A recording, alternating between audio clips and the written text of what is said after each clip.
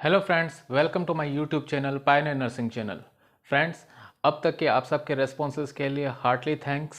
And video start करने से पहले सबसे पहले आप लोगों से ये रिक्वेस्ट करूंगा कि अगर आपने मेरा ये चैनल सब्सक्राइब नहीं किया है तो इसे ज़्यादा से ज़्यादा सब्सक्राइब कीजिए और इसे शेयर कीजिए उन स्टूडेंट्स और उन स्टाफ के साथ में जिन्हें एक प्रॉपर स्टडी गाइडेंस और एक साइंटिफिक अप्रोच के साथ में प्रोफेशनल वे के अंदर स्टडी करने से रिलेटेड एडवाइस की नीड हो।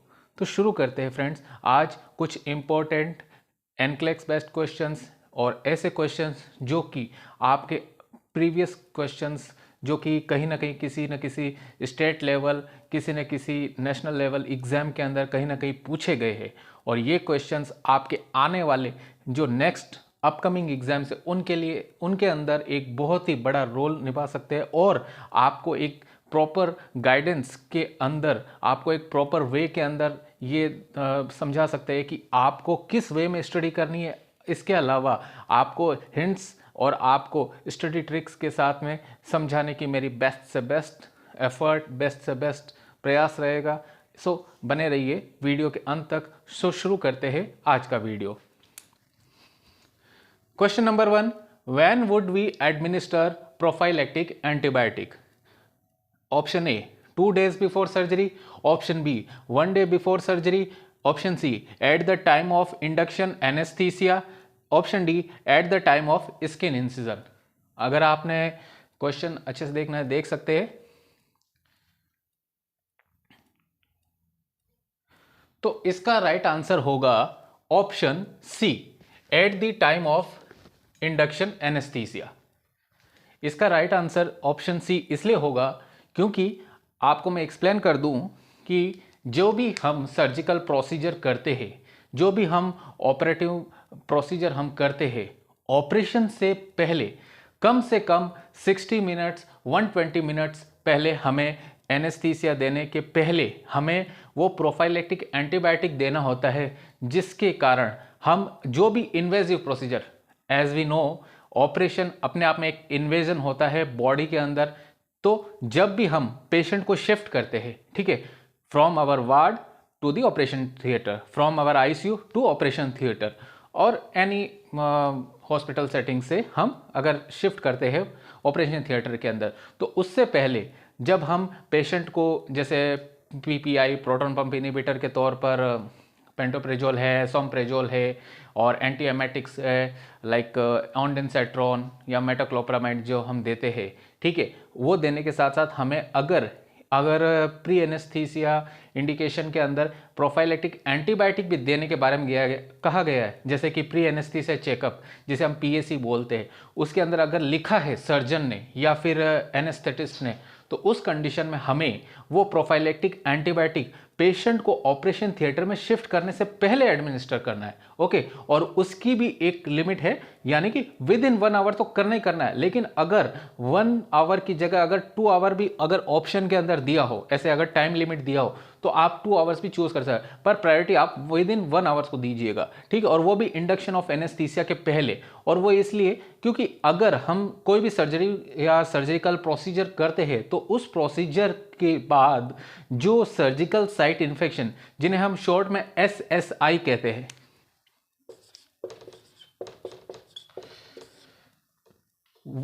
एसएसआई, वो होने के चांसेस लेस देन लेस होते हैं। और इसके अलावा जो भी हम एक पर्टिकुलर एंटीबायोटिक का एक टाइम ड्यूरेशन होता है कि उसे 3 days या 5 days तक एडमिनिस्टर करना है, तो वो उसी वक्त से स्टार्ट हो जाता है उसका टाइम पीरियड जब सर्जरी नहीं होती है, यानी कि पेशेंट को हम ऑपरेशन थिएटर में शिफ्ट करते हैं और ऑपरेशन थिएटर में शिफ्ट करने के बाद में ऑब्जर्वेशन रूम में जब सर्जरी के लिए लेना होता है पेशेंट को, और जिससे पहले ऑपरेशन थिएटर को प्रिपेयर किया जाता है, यानी इंस्ट्रूमेंट्स, सर्जिकल टेबल और जितने भी हमारे मतलब सर्जन्स है और नर्सिंग स्टाफ है, ओटी टेक्नीशियन है, वो प्रिपेयर हो जाते हैं ऑपरेशन के लिए। तो उससे पहले हमें एंटीबायोटिक देकर पेशेंट को एक प्रोफाइलैक्टिक क्राइटेरिया के अकॉर्डिंग प्रिपेयर रखना होता है। तो ये है इसका प्रॉपर रेशनल।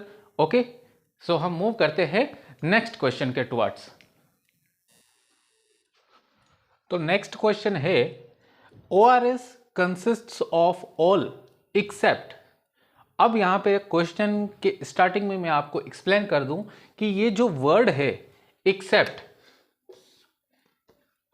क्वेश्चन के स्टार्टिंग में ये वर्ड आप अगर देख रहे हैं तो आप इससे समझ सकते हैं कि ये जो वर्ड है बहुत बार सो मेनी कैंडिडेट्स को सो मेनी टाइम्स इतना कंफ्यूज करता है कि एक्सेप्ट और एक्सपेक्ट दोनों के अंदर डिफरेंस करना भूल जाते हैं, और उस समय जो राइट आंसर हमारे दिमाग में चल रहा था उससे भी हम अल्टर जो दूसरा आंसर है या जो रॉन्ग आंसर है उसको चूज कर लेते हैं। तो एक्सेप्ट और एक्सपेक्ट दोनों को अंतर करना जरूरी है।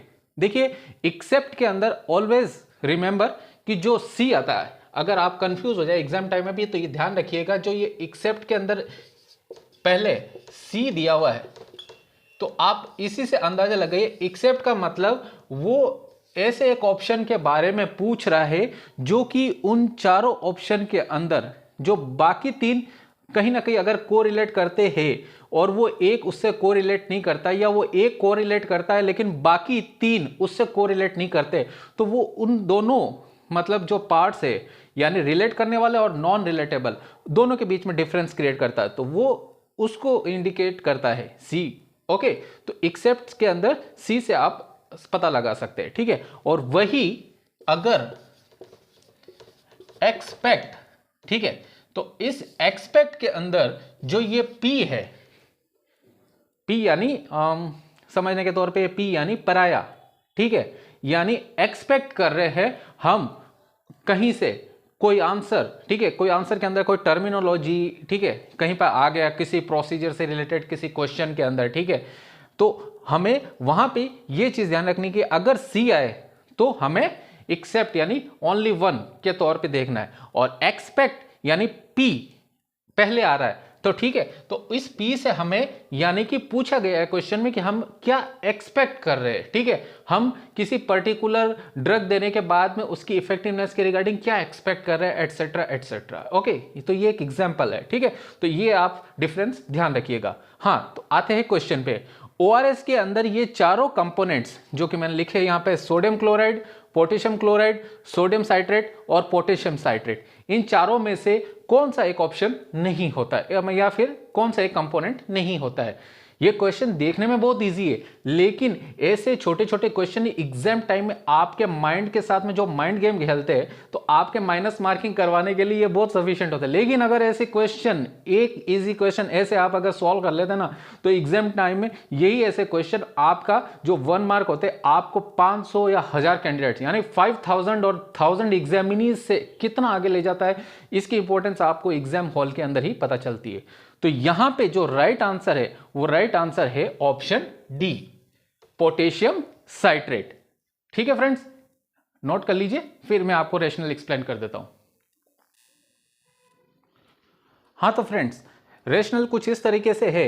सोडियम क्लोराइड जो कि ओआरएस का एक जो सेशेट आता है उसके अंदर होता है 2.6 ग्राम।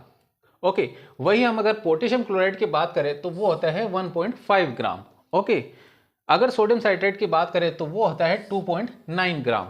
ओके, और अगर ग्लूकोज की बात करें तो वो होता है 13 ग्राम। तो आप देख सकते हैं कि यहां पर जो चारों ऑप्शन दे रखे उसके अंदर जो एक ऑप्शन नहीं है वो था पोटेशियम साइट्रेट। ठीक है, तो ओआरएस की इंपॉर्टेंस कुछ इस तरीके से है सॉरी, कुछ इस तरीके से है कि जो डायरिया के पेशेंट्स होते हैं या जो डिहाइड्रेशन के पेशेंट्स होते हैं उनको फर्स्ट ऑफ ऑल जब भी हम जब ट्रीट करते हैं तो रिहाइड्रेशन करते हैं। ठीक है, क्योंकि ओआरएस का मतलब ही होता है ओरल रिहाइड्रेशन सॉल्यूशन। ओके, क्योंकि डिहाइड्रेट हो चुका है यानी बॉडी के अंदर से हाइड्रेशन का लेवल कम हो चुका है, उससे अब मैं री यानी पुनः, और हाइड्रेशन यानी कि हमें बॉडी का जो हाइड्रेशन लेवल है यानी कि बॉडी के अंदर जो वाटर की कमी है उसको हमें फिर से फिल करना है। अब हम दोनों ही तरीके से कर सकते हैं, या तो हम ओरल रूट से या फिर आईवी रूट से, दोनों ही रूट से कर सकते हैं। लेकिन जब यहां पे दो मतलब फैक्टर समझने जरूरी है। अगर पेशेंट या क्लाइंट इस कंडीशन में हो कि वो ओरली कोई मतलब लिक्विड या सेमी सॉलिड लेने की कंडीशन में है, तब तो हम उसे ORS देकर रिहाइड्रेट करने की शुरुआत करते हैं। और उसके अंदर ORS जो सॉल्यूशन है, पाउडर है, वो बहुत ही इंपॉर्टेंट रोल अपना निभाता है। तो यहाँ पे ORS को प्रिपेयर करने का भी मोटा मोटी आप सबको पता ही होगा कि कैसे प्रिपेयर करते हैं। एटलीस्ट 1 लीटर हम ल्यूक वार्म वाटर यानी हल्का गुनगुना पानी लेते हैं, उसके अंदर एक पाउच, एक सेशेट जो होता है ORS पाउडर का, उसको अच्छे से मिक्स करके उसे with in 24 hours, okay, with in 24 hours या अप टू 24 आवर्स यूज लेना होता है। उसके बाद में उसे यूज नहीं लेना, उसे डिस्कार्ड कर देना, उसे थ्रो कर देना, उसे फेंक देना है, ठीक है। तो यहां पे जो इलेक्ट्रोलाइट्स का लॉस हुआ है, ठीक है, स्पेशली पोटेशियम, सोडियम, क्लोराइड, तो उन्हें हमें बॉडी के अंदर फिर से लेना होता है, ओके, हमें इंजेस्ट करना होता है through liquid, through semi solid, okay, और यहाँ पे हम ORS के थ्रू ले रहे हैं तो ORS के थ्रू लेना होता है। और वही दूसरा फैक्टर जो मैं कह रहा था, IV, अगर पेशेंट अनेबल हो और उस कंडीशन में हमें बॉडी के अंदर से जो इतना लॉस होता है, एक्सेसिव लॉस होता है इलेक्ट्रोलाइट्स का, उसे हमें IV फ्लूइड से वापस रिहाइड्रेट करना होता है। तो उस कंडीशन में हम DNS, और अगर पेशेंट डायबिटिक है तो उस कंडीशन में RL, और RL के अलावा सोडियम जो क्लोराइड का मेन और सबसे इजीली अवेलेबल IV फ्लूइड है NS, नॉर्मल सलाइन, वो एडमिनिस्टर करना होता है। तो इस तरीके से ये क्वेश्चन आपके लिए इंपॉर्टेंट है, क्योंकि ऐसे क्वेश्चन ESIC, एम्स, RRB जहां पर भी पूछे जाते हैं, ऐसे क्वेश्चन अगर आपका 1 मार्क्स बना सकते हैं, तो वही अगर आपने थोड़ा सा भी एक्सेप्ट और एक्सपेक्ट के अंदर, जैसा कि मैंने एक्सप्लेन किया, अगर आप कंफ्यूज हो गए तो आपका 1 मार्क लॉस भी कर सकते हैं, और आपकी जो रैंक होती है नोट सेट के अंदर, उसको भी काफी डाउन कर सकते हैं। नेक्स्ट क्वेश्चन की तरफ मूव करते हैं। तो नेक्स्ट क्वेश्चन है, what does the alpha fetoprotein test indicate. Alpha fetoprotein, जो कि आप जानते हैं कि हम in the pregnancy, pregnant lady का ये टेस्ट करते हैं, ओके, अल्फा फीटोप्रोटीन टेस्ट। ये टेस्ट किस डिफेक्ट को या किस प्रॉब्लम को जो कि फीटस के अंदर हो सकती है उसे इंडिकेट करता है। Option A renal defects, option B cardiac anomalies, option C neural tube defects, और option D urinary tract anomalies यानी UTIs, या फिर सॉरी UTIs नहीं, मतलब किसी भी तरह की अनोमलीज यानी कि एक्स्ट्रोफी ऑफ ब्लैडर, ओके, एपिस्पाडियाज, ओके, उनको अगर किसी को कोई भी प्रॉब्लम है, जिनेसिस वगैरह, उसको इंडिकेट करता है। तो यहां पर चारों ऑप्शन के अंदर कौन सा ऑप्शन होगा राइट? देखिए, तो जो राइट आंसर है यहां पे वो होगा neural tube defects. Neural tube defects के लिए मैं आपको यह भी एक्सप्लेन कर दूं कि neural tube defects vitamin B9 की कमी, B9 यानी फॉलिक एसिड, उसकी कमी से भी होता है, जिसे हम फोलेट या फॉल्सिन के नाम से भी जानते हैं, ठीक है। तो रैशनल में आपको एक्सप्लेन कर देता हूं।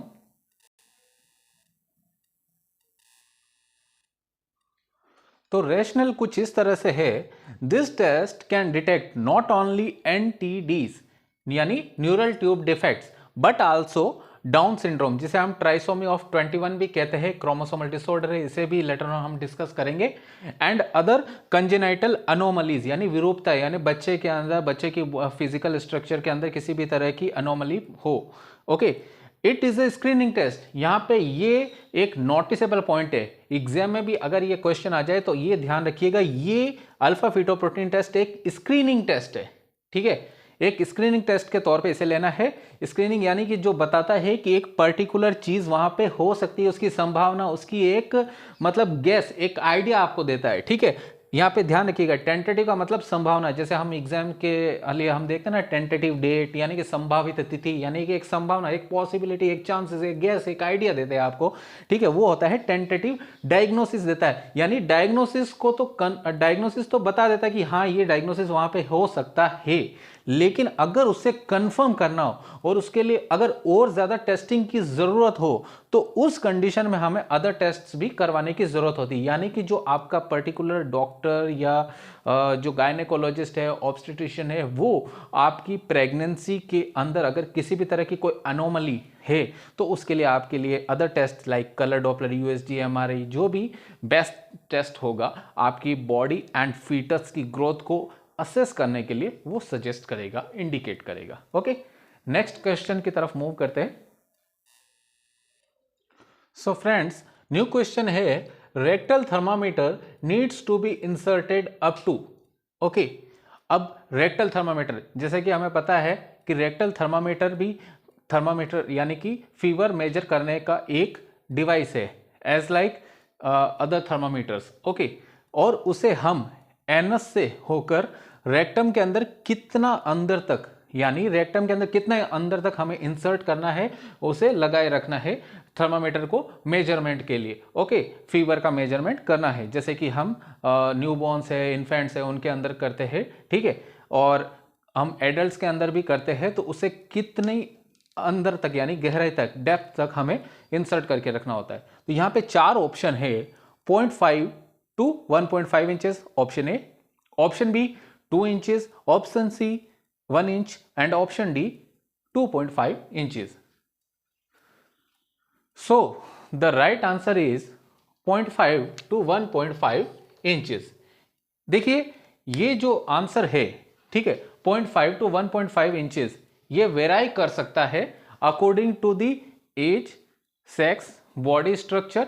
ओके, सो इसकी जो रेंज है 1 इंच, जैसा कि आपको पता होता है 2.5 सेंटीमीटर। ओके, तो ये बॉडी की स्ट्रक्चर, यानी कि अगर कोई एक टीनेजर है, अगर कोई एक एडल्ट है, यंग एडल्ट, और या फिर कोई एक एल्डर है, ओल्डरली एडल्ट, तो उसके अंदर, और या फिर किसी भी एज ग्रुप का हो या किसी भी सेक्स का हो, तो उसके अंदर ये range according to the age vary कर सकती है। इसलिए 0.5 to 1.5 इंचेस ये आंसर राइट होगा। ओके, ऐसे क्वेश्चंस आपके स्टेट लेवल के स्टेट नर्सिंग एग्जामिनेशंस के अंदर कहीं ना कहीं, या फिर कोई भी एंट्रेंस एग्जाम के अंदर ऐसे इजी क्वेश्चन पूछे जाते हैं, लेकिन एक पर्टिकुलर रेंज अगर दी हुई हो या एक पर्टिकुलर एक ऑप्शन दिया हुआ हो जो आपके जो आंसर है, राइट आंसर के भी अगर प्रॉक्सिमल है, ओके, एंड मोस्ट प्रोबेबल होता है, तो आपको उसे चूज करना है। ओके, मूव करते हैं नेक्स्ट क्वेश्चन के towards. So the next question is WHO launched expanded program of immunization EPI in which year? EPI के फुल फॉर्म में लिख देता हूं।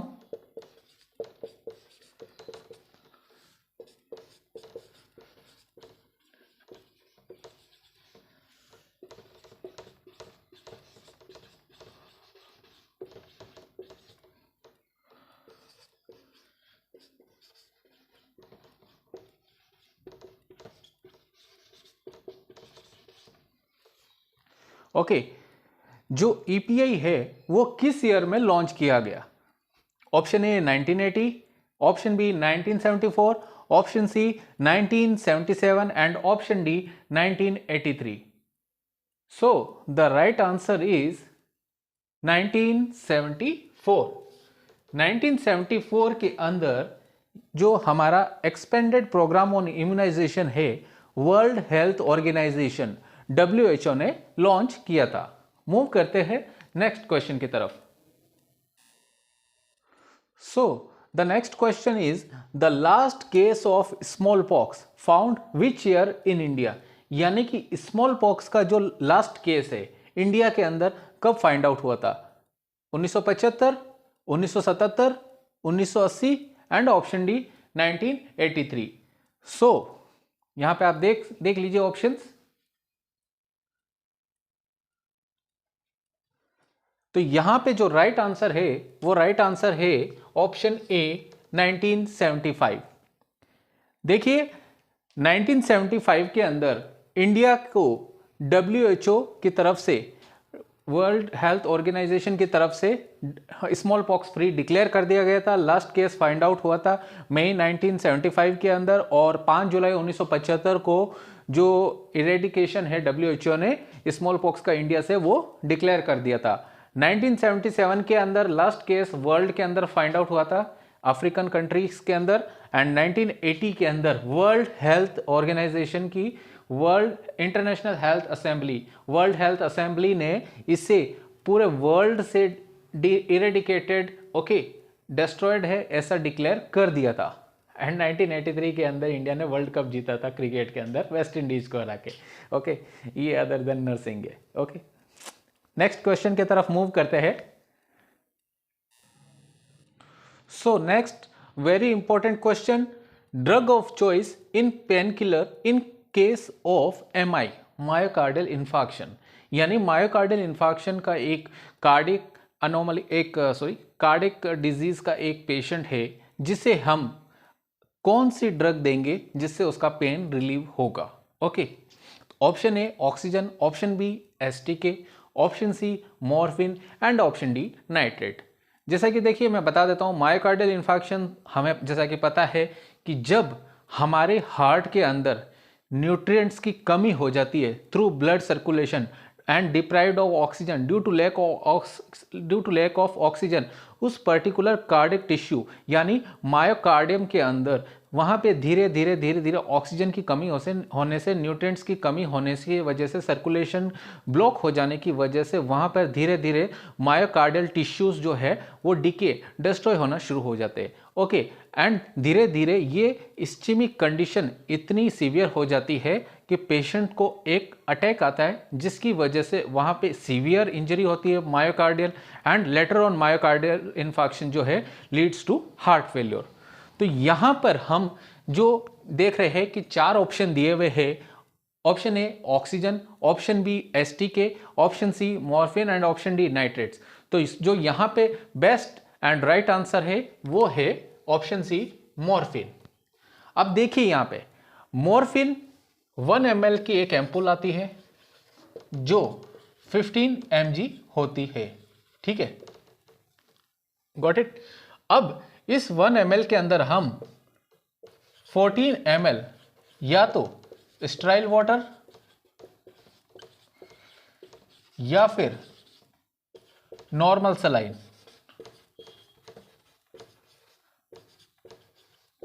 वो भी स्टेराइल सप्लाई, ध्यान रखिएगा, ऐसे नहीं कि ओपन कंडीशन वाली NS से आप डिसॉल्व करें, वो भी इन्फेक्शन लीड कर सकती है। ओके, तो उसमें डिसॉल्व करते हैं तो हमारा जो सॉल्यूशन है वो हो जाता है 15 ml is equal to 15 mg। अब हमें डॉक्टर जितना भी प्रिस्क्राइब करेगा या इंडिकेट करेगा, ऑर्डर देगा कि डियर नर्सिंग ऑफिसर, आपको जो पर्टिकुलर पेशेंट है, जो भी है, मेल फीमेल ओबीज लीन, ओके, उस पेशेंट को आपको 3 mg मॉर्फिन देना है। तो 3 mg मॉर्फिन यहाँ पे इजीली दे सकते हैं आप। यहाँ पे 20 ml की सिरिंज प्रेफर कीजिए। ओके, 20 ml के सिरिंज से आप इसे इजीली 15 ml का सॉल्यूशन प्रिपेयर करके according to the indication, according to the prescription आप इजीली दे सकते हैं। और यहाँ पे एक चीज अदर देन दिस आंसर, हम यहाँ पे देख सकते हैं कि जब भी हम MI के पेशेंट को ट्रीट करते हैं तो यहाँ पे ये ध्यान रखने की ज़रूरत है कि जो ऑक्सीजन है, ओके, सबसे पहले दी जाती है, फिर उसके बाद में दी जाती है नाइट्रेट्स, नाइट्रोग्लिसरीन एंटीजी, फिर दी जाती है एंटीप्लेटलेट्स एग्रीगेटिव, ठीक है, like aspirin, clopidogrel, okay, and then दिया जाता है मॉर्फिन। ओके, क्योंकि जब तक आप अगर ऑक्सीजन नहीं देंगे तो वहाँ पे, जैसे कि मैंने आपको क्वेश्चन के स्टार्टिंग में बताया है कि अगर ऑक्सीजन की कमी से वहाँ पे टिश्यूज़ है, मायोकार्डियल टिश्यूज़ है, वहाँ पे डिस्ट्रॉय होना स्टार्ट हुए, अगर आप ऑक्सीजन वहाँ पे सबसे पहले नहीं देंगे तो उसकी डिप्राइवेशन से, उसकी कमी से और ज़्यादा सीवियर इंजरी होगी, जो कि लेटर ऑन HF यानी हार्ट फेलियर को लीड करेगी। तो आपको सबसे पहले ऑक्सीजन को देना है, फिर उसके बाद में उसकी सीवियरिटी जैसे जैसे धीरे धीरे कम होगी तो इन दैट मीन वाइल, यानी इस दौरान आप जो दूसरी ड्रग्स है वो दे सकते हैं, ठीक है। तो ये सारी की सारी ड्रग्स हम उस दौरान इस्तेमाल करते हैं। एंटीजी भी देते हैं, ब्लड प्रेशर कम करने के लिए भी हम यूज में लेते हैं पेशेंट्स के अंदर, ओके। एंड एसटीके भी हम ना, जैसे कि हमने बताया है कि वहां पर हाँ सीवियर इंजरी हो जाती है, जिसकी वजह से वहां पे क्या हो जाता है, ब्लड क्लॉट जम जाते हैं, स्ट्रेप्टोकाइनेज की डोज दी जाती है वहां पर। और जो स्ट्रेप्टोकाइनेज की डोज होती है 1 एडल्ट पर्सन के अंदर दी जाने वाली जो डोज होती है वो होती है 1.5 मिलियन यूनिट्स। जिसे हमें 100 ml, एटलीस्ट 100 ml, और 100 ml नहीं तो 200 ml तक यहां पे हम स्टेराइल वाटर या NS या फिर जो भी डेक्सट्रोज 5% IV फ्लूइड जो भी आपके डॉक्टर प्रिस्क्राइब करे उसके अकॉर्डिंग हमें देनी होती है as per instruction over 30 minutes to 1 hour. ये हमें एडमिनिस्टर करनी होती है। ओके, तो ये है question drug of choice in pain killer in cause of MI, जिसका राइट आंसर है मॉर्फिन। नेक्स्ट क्वेश्चन की तरफ मूव करते हैं। So the next question is in infancy which type of play infants play. Infant का मतलब हमें पता है, इन्फेंट यानी कि 1 मंथ की एज से लेकर 1 ईयर की एज तक का जो बच्चा होता है उसे हम कहते हैं इन्फेंट। ओके, जैसा कि हमें पता है 0 to 7 डेज का जो बच्चा होता है उसे हम बोलते हैं अर्ली न्यूबॉर्न। ओके, या फिर अर्ली नियोनेट। ओके, और 8th डे से लेकर 28 डेज तक का जो बच्चा होता है उसे हम बोलते हैं लेट नियोनेट या लेट न्यूबॉर्न। और वही 28 डेज या 1 मंथ से लेकर 1 ईयर तक का बच्चा होता है उसे हम बोलते हैं इन्फेंट। तो यहां पे इन्फेंट कौन सा प्ले खेलते हैं, ठीक है, अपने जो साथी जो होते हैं, साथ के दूसरे इन्फेंट्स होते हैं उनके साथ में कौन सा प्ले खेलते हैं, किस तरह का खेल खेलते हैं। Option A parallel, option B associative, option C solitary और ऑप्शन डी ऑल। देखिए, चारों अलग अलग एज ग्रुप या अलग अलग जो सेंसेस होते हैं, अलग अलग बॉडी एक्टिविटीज़ होती है, अलग अलग जो टेम्परामेंट होता है, बच्चे की ग्रोथ एंड डेवलपमेंट होता है, उसके अकॉर्डिंग आंसर वेराई करते हैं। ओके, तो यहाँ पे आप देख सकते हैं कि चारों ऑप्शन के अंदर इन्फेंट जो है 1 ईयर की एज के अंदर किस तरह का गेम खेलते हैं, तो राइट आंसर है solitary, option C. Option C इसलिए क्योंकि इन्फेंट्स जो होते हैं वो अपनी सेंसेस का इस्तेमाल करते हैं, अपने जो साथ वाले जो बच्चे होते हैं उनके साथ में वो एक्सप्लोर करते हैं, वो आइटम्स या जो टॉयज होते हैं उसको एक्सप्लोर करते हैं, अपने इंटरपर्सनल कॉन्टेक्ट्स जो होते हैं उसे बनाते हैं दूसरे बच्चों के साथ में, और जो दूसरे बच्चों के साथ में हैं वो इंटेलेक्चुअल और जो एजुकेशनल स्टिमुलेशंस जो मिलते हैं उसको एक्सचेंज करते हैं। वही अगर हम बात करें पैरेलल प्ले तो ये खेलते हैं toddlers. Okay, 1 year to 3 years के बच्चे को टोडलर कहते हैं और वो खेलते हैं पैरेलल प्ले। वही एसोसिएटिव प्ले खेलते हैं प्री स्कूलर बच्चे, यानी कि more than 3 years to 6 year की जो एज के जो बच्चे होते हैं उन्हें हम कहते हैं प्री स्कूलर चाइल्ड, और वो खेलते हैं एसोसिएटिव प्ले। ओके, तो ये है यहां पे answer solitary play in infancy. Next question. So the next question is in case of HPS hypertrophic pyloric stenosis, जिसका एक हॉलमार्क साइन या फिर यूं कहे कि जो मेन साइन है वो होता है प्रोजेक्टाइल वॉमिटिंग। ऐसा भी क्वेश्चन पूछा जाता है एग्जाम टाइम के अंदर कि प्रोजेक्टाइल वॉमिटिंग है किस डिजीज में पाई जाती है, किसका हॉलमार्क साइन है, तो आंसर होगा पाइलोरिक स्टेनोसिस। और इंक्रीज्ड ICP के केस में भी हमें प्रोजेक्टाइल वॉमिटिंग देखने को मिलती है। तो यहाँ पे आगे पढ़ते हैं, what does the nurse expect while पाल्पेटिंग the patients abdomen. जब भी हम पेशेंट का एब्डोमेन पाल्पेट करते हैं यानी एग्जाम करते हैं थ्रू पाल्पेशन, ठीक है, तो एब्डोमेन के अंदर कौन सी फाइंडिंग पेशेंट के एब्डोमेन में हम देखेंगे यानी कि असेस करेंगे, जिससे कि पता चले कि ये पेशेंट हाइपरट्रॉफिक पाइलोरिक स्टेनोसिस का है। ऑप्शन है, ये है अ डिस्टेंडेड कॉलन, कॉलन डिस्टेंडेड होगी। ऑप्शन बी अम्बिलिकल टेंडरनेस, यानी जो अम्बिलिकस रीजन है, अम्बिलिकल रीजन है, अम्बिलिकस के ऊपर टेंडरनेस पाई जाएगी, यानी कि थोड़ी सी सख्त उस जगह की टिश्यू या स्ट्रक्चर होगी। ओके, ऑप्शन सी कहता है ऑलिव शेप मास इन RUQ, RUQ यानी राइट अपर क्वाड्रेंट। जैसा कि आपको पता है फ्रेंड्स कि स्टमक के 9 रीजन होते हैं, ठीक है, 9 रीजन्स, 9 क्षेत्र होते हैं, ठीक है। राइट साइड से हम स्टार्ट करें तो right hypochondrial region, right lumbar region, right iliac fossa, ठीक है।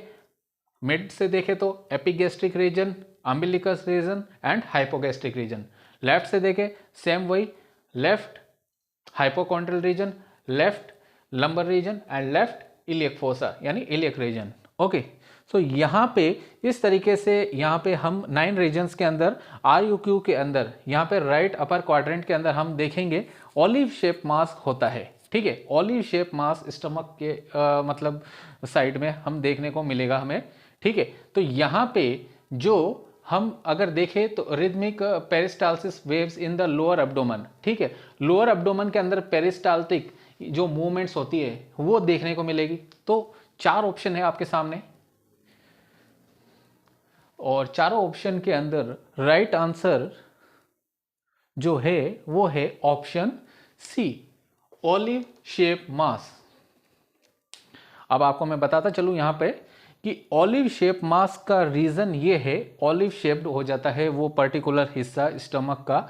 ठीक है, जैसा कि नाम के अंदर ही लिखा है पाइलोरिक स्टेनोसिस। देखिए, पाइलोरिक का तो मतलब आप समझ सकते हैं कि स्टमक के 2 स्फिंक्चर होते हैं, एक होता है कार्डिक स्फिंक्चर, एक होता है पाइलोरिक स्फिंक्चर। ठीक है, और स्टेनोसिस का मतलब होता है narrowing of the particular point, यानी हिंदी में बोले तो वो हिस्सा जो किसी भी अंग का है वो धीरे धीरे संकीर्ण हो जाता है, छोटा हो जाता है, बंद हो जाता है। ठीक है, स्टेनोसिस हो जाता है वहां पे। ठीक है, तो पाइलोरिक स्टेनोसिस हुआ है, यानी पाइलोरिक स्फिंक्चर्स के अंदर यानी मसल्स के अंदर इतनी ओवर ग्रोथ हुई है। ठीक है, हाइपरट्रॉफी, हाइपरट्रॉफी का मतलब भी मैं आपको बता देता हूं। देखिए, हाइपर का मतलब होता है एक्सेसिव यानी नॉर्मल से ज्यादा, और ट्रॉफिक का मतलब होता है साइज के अंदर ग्रोथ। जब साइज के अंदर ग्रोथ नॉर्मल से ज्यादा होती है तो उसे हम कहते हैं हाइपरट्रॉफी, और अगर वही नंबर ऑफ सेल्स नॉर्मल से ज्यादा डिवाइड होकर आगे से आगे मल्टीप्लिकेट होती है तो उसे हम कहते हैं हाइपरप्लेसिया। ठीक है, तो यहाँ पे हाइपरट्रॉफी ऑफ पाइलोरिक स्टेनोसिस हुई, यानी मसल्स की हाइपरट्रॉफी हुई है जिसकी वजह से, और वो भी किसी से कि पाइलोरस रीजन की, पाइलोरिक स्फिंक्टर की, जिसकी वजह से स्टेनोसिस हुआ है। ठीक है, तो इसके चलते वहां पर संकीर्णता यानी कि नैरोइंग ऑफ द पाउच हो गया है, और इस वजह से वहां पर ऑलिव शेप मास्क का फॉर्मेशन हो गया इन राइट अपर क्वाड्रेंट। तो इस तरीके से इसका राइट आंसर होता है ऑप्शन सी। तो फ्रेंड्स, ये थे आज के कुछ ऐसे इंपॉर्टेंट क्वेश्चंस जो कि एनक्लेक्स बेस्ड होने के साथ साथ आपके प्रीवियस क्वेश्चंस में प्रीवियस एग्जामिनेशंस के अंदर कहीं ना कहीं आपसे पूछे गए, जैसे कि वीडियो के स्टार्टिंग में ही मैंने कहा था, और इसे मैंने भी कभी ना कभी किसी न किसी एग्जाम के अंदर अटेंड किया था। तो फ्रेंड्स, मैंने पहले भी कहा है और आपसे अब भी कहूंगा कि अगर आपने मेरा चैनल सब्सक्राइब नहीं किया है तो सब्सक्राइब कीजिए, लाइक नहीं किया है तो लाइक कीजिए। इतना लाइक तो बनता ही है क्योंकि इतने एफर्ट्स मैं लगा रहा हूँ, मैं अपने एक्सपीरियंस के बेस पे, अपने स्टडी के लेवल के बेस पे मैं आपके साथ में अपना नॉलेज शेयर करता हूँ ताकि आप लोगों की कोई हेल्प हो सके। और मेरा इसमें पर्सनल बेनिफिट यही है कि मैं अपनी जो स्टडी के प्रति जो पैशन है उसको मैं आगे से आगे अपने दूसरे जो अपकमिंग न्यू नर्सिंग ऑफिसर्स के साथ है शेयर करूं, और ताकि इस फील्ड के अंदर हमें ज़्यादा से ज़्यादा हमें हमारे कलीग्स का कोऑपरेशन मिले, हमें हमारे कलीग्स का सपोर्ट मिले, और हमें बेस्ट से बेस्ट नॉलेजेबल नर्सिंग ऑफिसर्स मिले in all over India. Okay, और सब्सक्राइब भी ज़रूर करना है, लाइक भी करना, और ज़्यादा से ज़्यादा उन लोगों तक पहुंचाना है, शेयर करना है ये वीडियोस जहां पे स्टूडेंट्स को एक प्रॉपर गाइडेंस की ज़रूरत होती है, साइंटिफिक अप्रोच की ज़रूरत होती है, स्टडी के लिए एक गाइडेंस की नीड होती है, जैसे कि मैंने आप सभी को शुरुआत में ही कहा था। ठीक है, एंड यही मैं रिक्वेस्ट आप लोग सब लोगों से करता हूँ कि ऐसे ही वीडियोज़ में आप सब लोगों के सामने आगे भी लाता रहूँगा। इन सब वीडियोज़ को आप देखिए, समझिए, और जो भी आपका वैल्यूएबल फीडबैक है आप मुझे दीजिए। ठीक है friends, take care, all the best.